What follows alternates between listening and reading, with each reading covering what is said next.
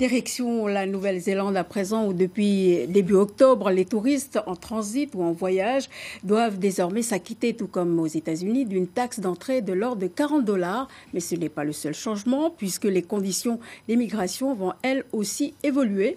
La délivrance de visas temporaires ou définitifs sera en effet soumise d'ici quelques mois non plus à une profession mais à une tarification salariale. Les explications de Laurence Porto et de Cédric Michaud.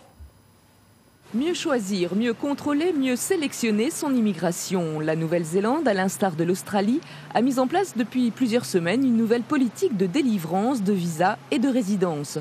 Aujourd'hui, la qualification, le métier ne sont plus des critères de sélection. À l'heure actuelle, on a 6 classes de visas. On tend d'ici 2021 à n'avoir qu'une seule classe de visa. Jusqu'à présent, les métiers sont répertoriés sur un code qui s'appelle ANZ-ESCO, qui est commun au niveau de l'Australie et de la Nouvelle-Zélande et qui va classer les professions par niveau. Par exemple, un ingénieur ou un docteur aura un niveau 1, peut-être qu'un coiffeur aura un niveau 4 ou 5. Voilà. Donc à partir de 2021, on va éliminer cette classification et on va simplement se baser sur les salaires des gens. L'âge du demandeur sera lui aussi déterminant et sa volonté de s'inscrire dans un projet à long terme. Le gouvernement néo-zélandais choisit aujourd'hui une immigration plus jeune, plus diplômée et moins séquencée.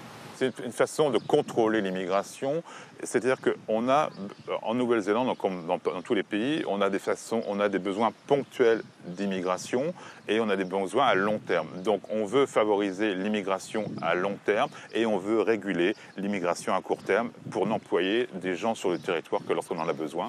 Il existe aujourd'hui 20 000 Français installés en Nouvelle-Zélande, 10 000 bénéficient d'un visa Working Holidays réservé aux moins de 30 ans, 5 000 ont un visa temporaire et 5 autres 1000 sont définitivement résidents ou citoyens néo-zélandais.